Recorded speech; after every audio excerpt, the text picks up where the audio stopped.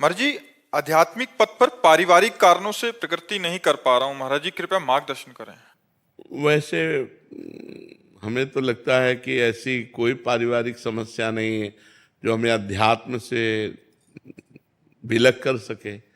नाथ सकल संपदा तुम्हारी, मैं सेवक समेत सुतना। एक चौपाई में पूरा अध्यात्म भरा है।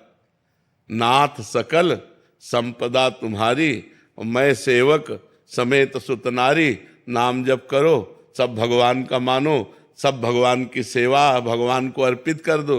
गृहस्थ में रहते हुए भगवत प्राप्ति हो जाएगी। हर कर्म भगवान को समर्पित करो। बच्चे में, पत्नी में, परिवार में, सब में जो बिजली है, जो पावर है, जिसके द्वारा हम देख सुन रहे हैं, बोल रहे हैं, वो भगवान है।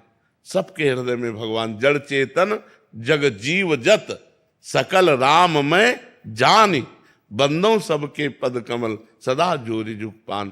सब में भगवान। हमें लगता है कि गृहस्थी बाधक नहीं है, हमारी समझ बाधक है। देखो, तुम्हारी गृहस्थी में 8-10 लोग होंगे, 5 लोग होंगे।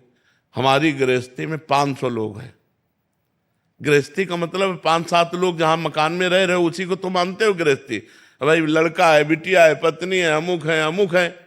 तो हमारे सब लड़के ही तो हैं जो शिष्य बने हैं। 500 हैं। 500 का एक साथ भोजन होता है और 500 के एक साथ सब खान पान विभाग रहना सबका। तो अगर हम भगवान का आश्रय लेकर और भगवत भाव से करें तो 500 लोग एक साथ रहते हुए भी हमारे विक्षेप का कारण नहीं है। और अगर हम भगवत भाव छोड़ दें तो पति पत्नी में नहीं बनती। एक बिटिया होती, एक लड़का होता, वो नहीं संभलता। और ये तो दूसरी जगह से पैदा हुए और दूसरी जगह आए हुए हैं। हमारा तो केवल गुरु शिष्य का संबंध है। माता पिता अपने बच्चे बच्ची को नहीं संभाल सकते, नहीं संभाल सकते। जवाब दे दे, अपनी बच्ची का मोबाइल रखवा के दिखा दो, वो रखना नहीं चाहेगी। अपने बच्चे से मोबाइल छीन के देखो, और यहाँ केवल मोबाइल उन्हीं के पास है जो दिनचर्या की सेवा में लगे हुए हैं। बका किसी के पास मोबाइल नहीं। किसी के कमरे में कोई भी आधुनिकता नहीं। एक चटाई और एक बिछौना, और भोजन पाओ और रात दिन भजन करो। सब नौजवान हैं, मतलब 15 से लेकर के 35-40 तक के सब हैं। हम ना टेंशन में है, ना ये टेंशन में है। सबको है कि ये लोग, इनको है कि महाराज जी, और हमें है कि महारानी जी। तो कोई टेंशन में नहीं। अच्छा, अब अपने घर में आप टेंशन में हो, ये समस्या है। अपने घर में आप टेंशन में हो कि यार कैसे चलेगा, क्योंकि आपको चलाना है ना। अगर यही बात आप एक चौपाई में पूरा उत्तर दे दिए थे कि नाथ सकल संपदा तुम्हारी, मैं सेवक समेत सुतनारी, अभी आनंद आ जाए कि जथा लाभ संतोष सदा काहो सो कछु चाहूंगो। जैसे प्रभु चाहो वैसे रखो, मैं आपका दास हूं और ये सब आपका परिवार है। और मेहनत करके नमक रोटी खाओ, उसी में आनंद आने लगेगा। अभी भक्ति का रंग आ जाएगा। पर इतना चिंतन बदल गया।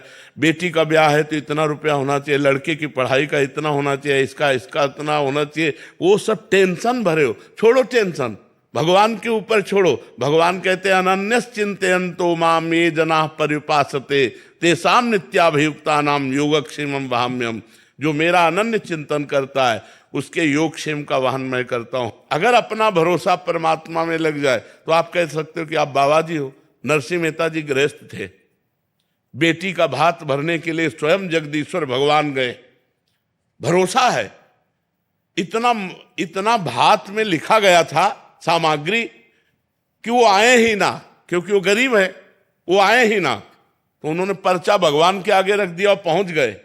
तो द्वारिकाधीश गाड़ियों से लद करके जितने पर्चे लिखे थे उससे अधिक, और यहां तक कि स्वर्ण वर्षा तक भगवान ने कर दी। तो हमें भरोसा होना चाहिए। वो कहानियां ही नहीं है, वो हम अपने जीवन में देख रहे हैं। अपने जीवन में देख रहे हैं।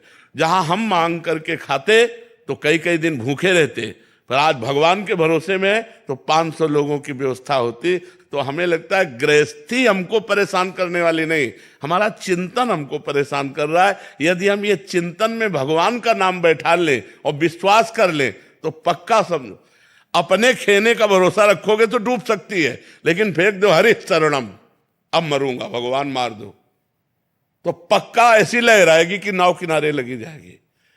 जो भगवान के भरोसे हो गया, बस सबसे कठिन बात है भगवान का भरोसा होना। हमने जीवन में ऐसी ऐसी घटनाएं देखी है कि 1 सेकंड चूक हो जाती तो मर जाते। कई घटनाएं जीवन में देखी। गंगा किनारे जा रहे थे, भ्रमण करते थे, गंगा किनारे ही भ्रमण करते थे, तो ऊपर से पूरा सूखा और नीचे सैकड़ों हाथ का दलदल, कि मतलब तो हम अगला जो ही कदम रखने में आवाज है, ए बाबा सावधान आगे मत जाना दलदल है। तो हमने पीछे बहुत देखा लेकिन आवाज वाला नहीं मिला, और आगे छड़ी मारी ऐसे तो गप से छड़ी चली गई, ऊपर की पपड़ी हट गई। अब बताओ अगर हम आगे चले जाते और हम धंस जाते तो वहां कोई निकालने वाला नहीं था। आवाज कौन दिया?